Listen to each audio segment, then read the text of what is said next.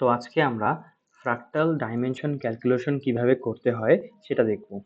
তো dimension calculation করার আগে আমাকে কিছু আগে জেনে নিতে হবে, যেমন একটা পয়েন্ট আছে, সেই পয়েন্টটা আসলে 0 ডাইমেনশন, একটা লাইন আছে সেটা হচ্ছে 1 ডাইমেনশন, একটা প্লেন আছে সেটা হচ্ছে 2 ডাইমেনশন, আর একটা কিউব আছে সেটা হচ্ছে 3 ডাইমেনশন। সো আমরা সচরাচর জানি যে আমার ডাইমেনশন মূলত একটা হোল নাম্বার হয়, অর্থাৎ পূর্ণ সংখ্যা হয়।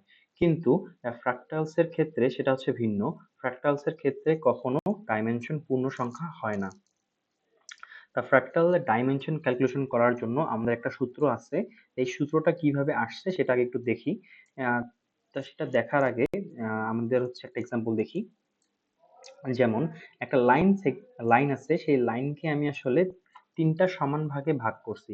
সো এখানে আমি সেটাকে আসলে টোটাল সেগমেন্ট ক্রিয়েট হয়েছে টোটাল 3টা। সেই সেটাকে ধরছি আসলে নাম্বার অফ সেগমেন্টস, আর স্কেল ফ্যাক্টরটাকে ধরে নিছি আসলে 1/r। সো এক্ষেত্রে আমার 1/r সমান সমান আমি বলতে পারি আসলে 1/3। সো r ইকুয়াল টু হবে 3। আমরা কিন্তু লাইনের ডাইমেনশন জানি, লাইনের ডাইমেনশন মূলত হয় 1। সো এরপর যদি একটা প্লেনকে সেম ভাবে ভাগ করি 3 ভাগে, যেমন এই দৈর্ঘ্য বরাবর 3 ভাগে ভাগ করলাম, প্রস্থ বরাবর 3 ভাগে ভাগ করলাম। সো এখানে টোটাল সেগমেন্ট ক্রিয়েট হইলো 9টা, এবং এক্ষেত্রেও কিন্তু r এর ভ্যালু 3 আছে। সিমিলারলি যদি আমি একটা কিউবকে এইভাবে ভাগ করি, সো এখানে সেগমেন্ট তৈরি হবে 27টা। এই যে এদিক বরাবর এই বরাবর 9টা, এই বরাবর এইখানে 9টা, আর এই বরাবর 9টা, টোটাল ক্রিয়েট হবে 27টা।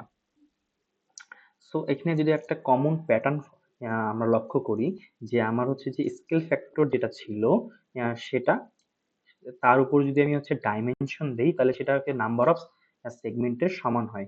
দেখি, যখন লাইন ছিল, লাইনের ক্ষেত্রে আসলে আমার আর ছিল 3, যে স্কেল ফ্যাক্টর, তার উপর যদি আমরা ডাইমেনশন 1 দেই, তাহলে আমার সেটা নাম্বার অফ সেগমেন্টের সমান হচ্ছে। সিমিলারলি যদি প্লেনের ক্ষেত্রেও দেখি, প্লেনের ক্ষেত্রে আমার আর এর ভ্যালু এক্ষেত্রেও 3 ছিল, এর উপরে যদি আমরা তার ডাইমেনশন d দেই, এবং তাহলে সেটা নাম্বার অফ সেগমেন্ট এর সমান হয়। তাহলে আমরা এই সূত্রটা আসলে ভ্যালিড এবং সব ক্ষেত্রে যায়। তাহলে এই ক্ষেত্রে দুপাশে যদি এখন আমি এখান থেকে যদি এখানে আসি, দুই পাশে যদি লন নেই, লন নিলে আমার পাওয়ারটা নিচে নামে আসবে। তাহলে আমি ডি সমান সমান এ পাশে লিখতে পারবো লন এন বাই লন আর, যেখানে এনটা আমার নাম্বার অফ সেগমেন্টস, আর আরটা স্কেল ফ্যাক্টর এর ইনভার্স। সো এরপরে এখন দেখি, আমরা সবাই কচ কার্ভ সম্পর্কে মোটামুটি ধারণা আছে, বা কচ স্নোফ্লেক, যেটাতে আমরা কচ স্নোফ্লেক বানাই। তা এক্ষেত্রে কচ কার্ভ বানানোর জন্য আমাদের মূলত একটা সমবাহু ত্রিভুজ দরকার, যেটা এটা। এখন সেই সমবাহু ত্রিভুজের আমরা একটা সাইড নিয়ে বা একটা যে লাইন নিয়ে কাজ করব, সেই ক্ষেত্রে আমি লাইনটাকে 3 ভাগে ভাগ করব।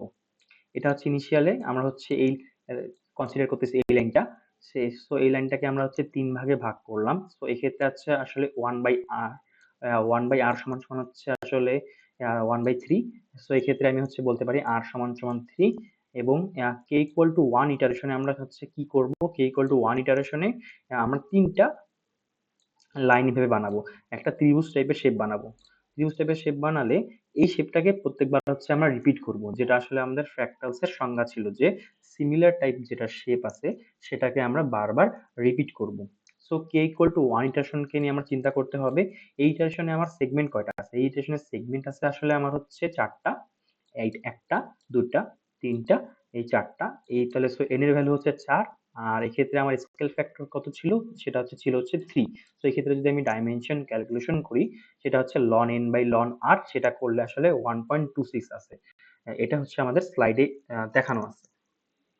সো এইভাবে যদি আমি প্রত্যেকবার ইটারেশন করতে থাকি, এবং প্রত্যেক যে লাইন সেগমেন্ট গুলো ক্রিয়েট হচ্ছে, সেই লাইন সেগমেন্ট গুলোতে এইভাবে এই শেপটা বানাতে থাকি, কে ইকুয়াল টু 1 ইটারেশনে যে শেপটা তৈরি হয়েছিল সেই শেপটা যদি বানাতে থাকি, তাহলে আলটিমেটলি আমার কচ স্নোফ্লেক তৈরি হয়ে যাবে। তো আমরা আরো একটা এক্সাম্পল দেখি, যেমন ইনিশিয়ালি এটা আমার স্ট্রেট লাইন ছিল। সো এই স্ট্রেট লাইনে যখন এই স্ট্রেট লাইনকেও আমি 3টা সমান ভাগে ভাগ করলাম, ভাগ করার পর এবার আমরা ভাগ করে এইরকম শেপটা বানালাম, এখানে একটা। সো সেগমেন্ট তৈরি হলো কতগুলো, এই 1 2 3 4 5, সো আমার সেগমেন্ট হলো 5টা। এক্ষেত্রে হচ্ছে আমার 1/r = 1/3 ছিল, r = 3। সো এক্ষেত্রে যদি আমি ডাইমেনশন ক্যালকুলেশন করি সেটা হয় আসলে ln n/ln 3, সেটা আসলে 1.46 আসে। সো হচ্ছে এই ফ্র্যাক্টাল যেটা ক্রিয়েট হবে আমার এর সেই ফ্র্যাক্টালটা ডাইমেনশন হবে 1.46। আর এটাকে বলতেছে আসলে হচ্ছে কস স্টুল। এরপরে আরেকটা এক্সাম্পল দেখি, সেই এক্সাম্পল এটা আসলে এটাকে বলতে আসলে ম্যাঙ্গার স্পঞ্জ। সেটাকে কিভাবে ক্যালকুলেশন করে এই ক্ষেত্রে, এটা আসলে হচ্ছে আমার k ইকুয়াল টু 0 ইটারেশনে যে সলিড কিউব ছিল, সেই সলিড কিউব হচ্ছে এখন k ইকুয়াল টু 1 ইটারেশনে আমরা কিভাবে দেখি। আমরা কিন্তু কিউবের ক্ষেত্রে টোটাল দেখছিলাম, কিউবের ক্ষেত্রে টোটাল সেগমেন্ট তৈরি হয় 27টা, যদি আমিও প্রত্যেক ক্ষেত্রে সমান 3 ভাগে ভাগ করি। এই যে এই ক্ষেত্রেও 3 ভাগে ভাগ করছি, পরবর্তীটা এটা হচ্ছে 3 ভাগে ভাগ করছি, এটাও 3 ভাগে ভাগ করছি। সো টোটাল সেগমেন্ট তৈরি হয় 27টা।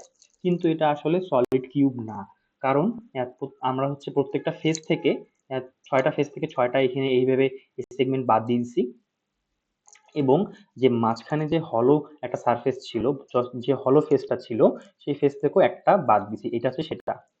সো টোটাল আমার এখানে এই ক্ষেত্রে সেগমেন্ট থাকে আমার হচ্ছে 20টা, আসলে 20টা ভিজিবল সেগমেন্ট থাকে। আহ, এবং আর এর ভ্যালু তো সিমিলারলি 3 ছিল। সো এই ক্ষেত্রে আমি আসলে যদি ডাইমেনশন ক্যালকুলেশন করি সেক্ষেত্রে হবে ln 20/ln 3, যেটা হচ্ছে 2.73। এরপর একটা এক্সাম্পল দেখি, এটা আসলে সারপিনস্কি ট্রায়াঙ্গেল।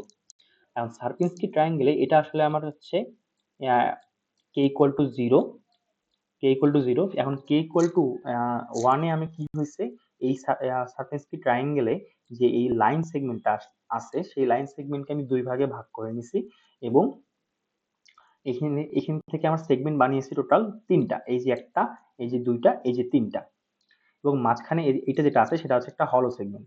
সো এখানে এই ক্ষেত্রে তাহলে হচ্ছে 1/r সমান আমি কত বলতে পারি, কারণ হচ্ছে আমি 1/2 বলতে পারি, আর r ইকুয়াল টু কত হবে, r ইকুয়াল টু হবে হচ্ছে 2। এবং সেগমেন্ট কয়টা হবে, সেগমেন্ট এখানে আসলে হবে 3টা, কারণ মাঝখানে যে সেগমেন্ট আছে সেটা হচ্ছে হলো সেগমেন্ট, সেটাকে আমরা কনসিডার করব না। সো k ইকুয়াল টু 1 এ আমরা হচ্ছে দেখলাম k ইকুয়াল টু 1 এ আমার হচ্ছে সেগমেন্ট আছে হচ্ছে 3টা, আর r এর ভ্যালু হচ্ছে 2। সো এখান থেকে যদি আমি ক্যালকুলেশন করি সেক্ষেত্রে আমার হচ্ছে ডাইমেনশন পাওয়া যাচ্ছে 1.58। এরপর আছে সারপিনস্কি কার্পেট। সারপিনস্কি কার্পেটে হচ্ছে কে, এটা হচ্ছে কে ইকুয়াল টু 1, এটা এটা হচ্ছে কে ইকুয়াল টু 0 ক্ষেত্রে এটা ছিল পুরো একটা স্কোয়ার ছিল বা প্লেন বলতে পারি। কে ইকুয়াল টু 1 এ কি হয়, সেই আমি এই প্লেনটার প্রত্যেকটা পাশকে 1/3 যেটা আছে সেইভাবে স্কেল করতেছি। স্কেল করার পর, স্কেল বলতে আসলে আমি ভাগ করে নিচ্ছি, আহ, এবং ভাগ করার পর এখানে সেগমেন্ট ক্রিয়েট হচ্ছে টোটাল 9টা, কিন্তু আমরা মাঝখানের সেগমেন্টটাকে কনসিডার করতেছি না, সো আমার সেগমেন্ট ক্রিয়েট হয় আসলে আমার 8টা, এবং এক্ষেত্রেও আমার হচ্ছে আর ইকুয়াল টু বের হয় 3। সো এই ক্ষেত্রে যদি আমি ডাইমেনশন ক্যালকুলেশন করি সেটা আসে আসলে আমার 1.884। এক্সাম্পল 5, এটা হচ্ছে ক্যান্টর সেট। এই ক্যান্টর সেটে আমি কিভাবে ডাইমেনশন ক্যালকুলেশন করি, ইনিশিয়ালি একটা লাইন ছিল, সেই লাইনটাকে আমি এটা হচ্ছে কে ইকুয়াল টু 0 ইটারেশন একটা লাইন ছিল, কে ইকুয়াল টু 1 ইটারেশনের ক্ষেত্রে সেটাকে আমি 3 ভাগে ভাগ করে নিছি, এটা আসলে 1/3, এটা আসলে 1/3 পোর্শন। কিন্তু আমি এই মাঝখানে যে সেগমেন্ট আছে সেই সেগমেন্টটাকে আমার হচ্ছে ফ্র্যাক্টাল যে শেপ বানাচ্ছি সেই শেপ বানাতে আমি কনসিডার করতেছি না।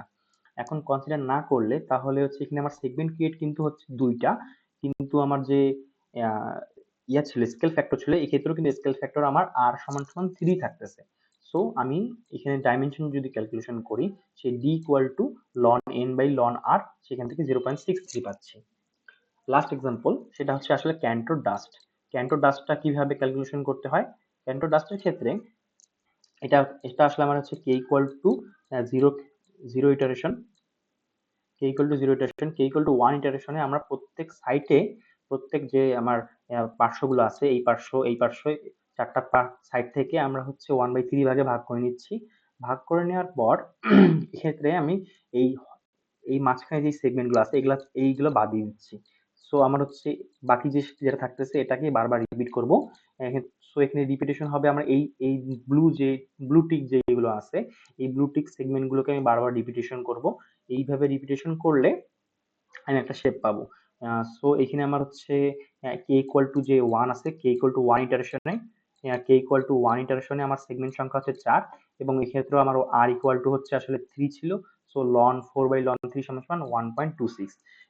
সো এই ক্ষেত্রে হচ্ছে ডাইমেনশন আসে 1.26। তো এই কয়েকটা এক্সাম্পল ছিল। ধন্যবাদ।